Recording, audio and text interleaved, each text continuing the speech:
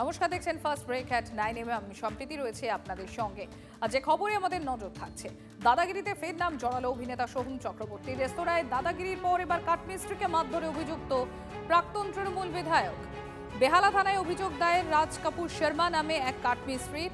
অভিযোগকারী রাজ কাপুর শর্মার অভিযোগ, সোহম চক্রবর্তীর ফ্ল্যাটে কাঠের ফার্নিচারে কাজ পেয়েছিলেন তিনি। তাকে 30,000 টাকা অগ্রিম দেওয়া হয়।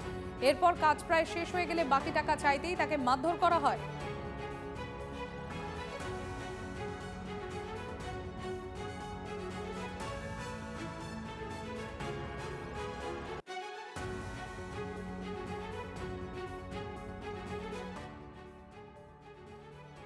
দিন পর দিন আজকে দেবো কালকে দেবো করে গেছে। আমি বিকেলে যখন যাই ওনার বাড়িতে, আমার সাথে দাঁড়িয়ে কথা হয়।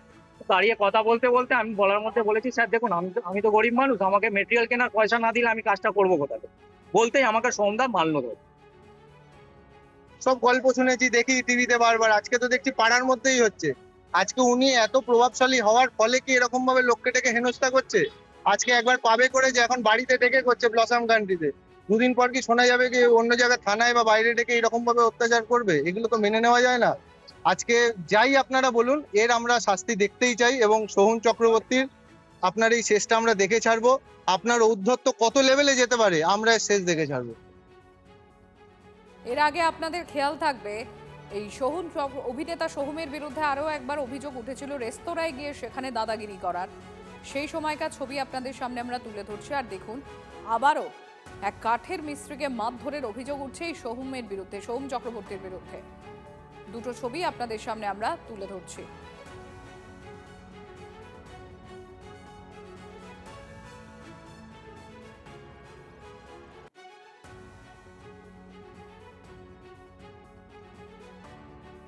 আগেও তো কমপ্লেন হয়েছিল ওনার নাম এই ধরনের ব্যাপারের জন্য।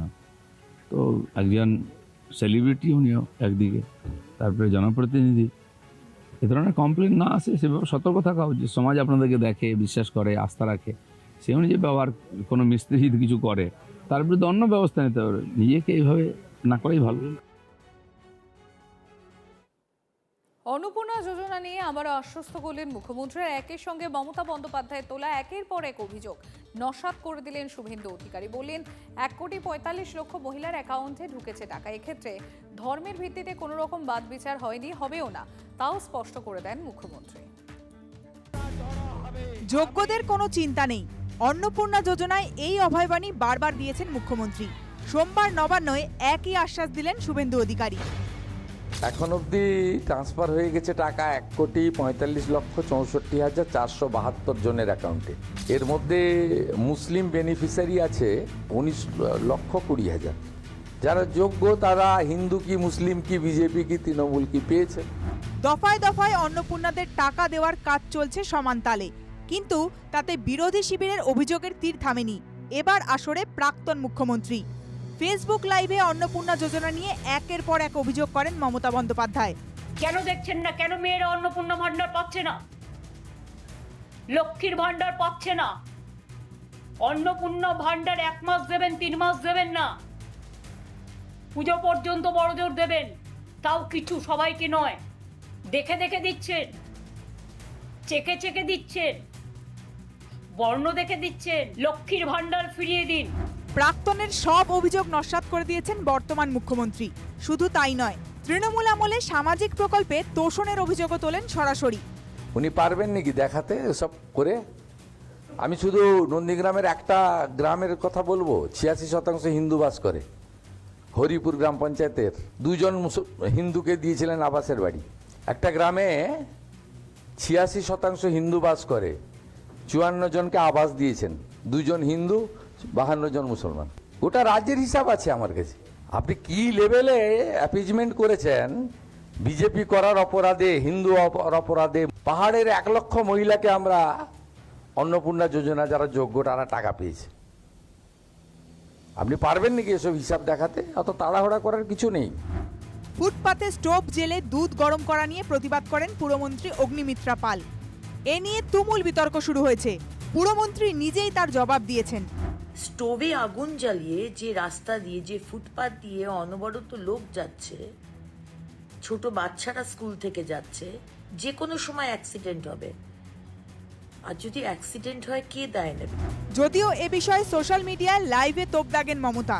মা দুধ ফোটাচ্ছে বাচ্চার জন্য, তার থাকার জায়গা নেই, সে অসহায়। দুধটাকে ফেলে দিতে আপনাদের গায়ে লাগে না?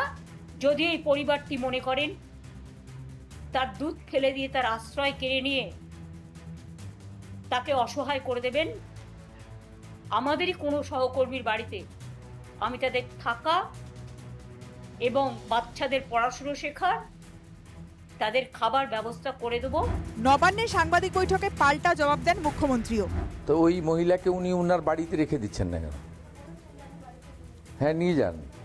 তবে ওই মহিলা রাজি হলে তো, আমি তো দেখলাম হালি শহরে তৃণমূল কাউন্সিলরই ওনার সঙ্গে দেখা করতে রাজি হলেন না।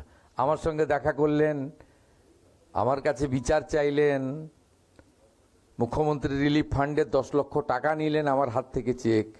আমি চাকরির পাঠালাম, চাকরির ফর্মও আমাকে বায়োডাটা পাঠালেন। ওনার লোকরাই তো ওনার উপর কনফিডেন্স রাখছেন না। মমতার একের পর এক অভিযোগের জবাব দিয়েছেন মুখ্যমন্ত্রী। স্পষ্ট করে দিয়েছেন তার সরকার নিজের দায়িত্ব জানে, সেই মতোই কাজ চলবে। Bureau report, TV9 Bangla.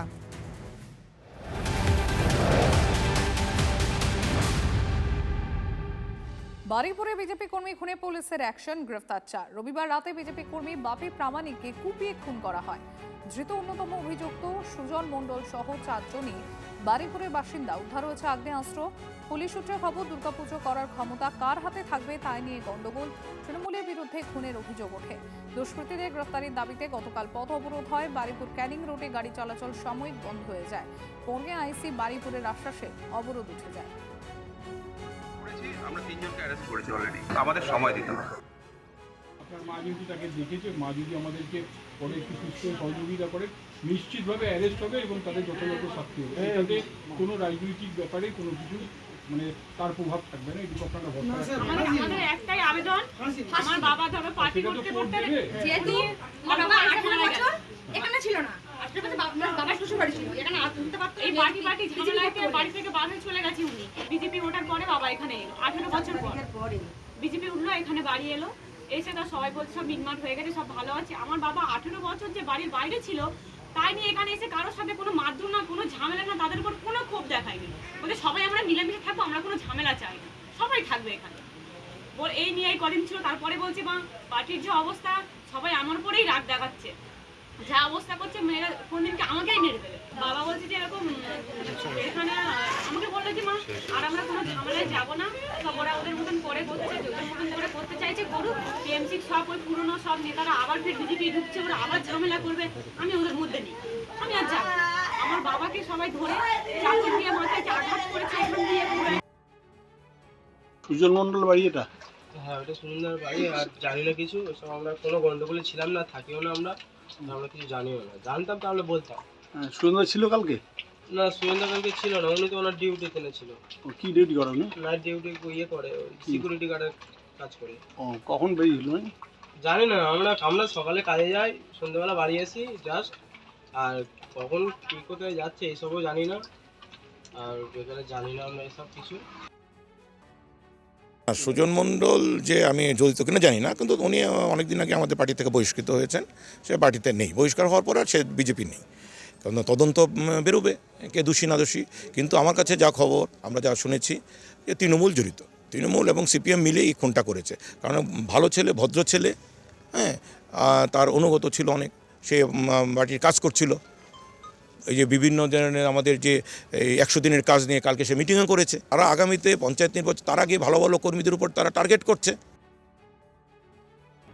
দুটো গ্রুপের মধ্যে গন্ডগোল, এর আগেও মারপিট হয়েছে।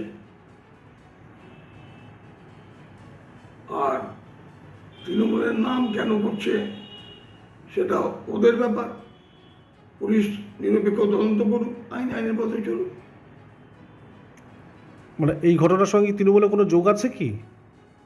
একদম মনে হয় না আমার, আমি তো আর কি যাইনি ঘটনায়, দেখিনি, বলবো কি করে। পুলিশ তদন্ত করুক নিরপেক্ষভাবে, ঠিক বেরিয়ে যাবে।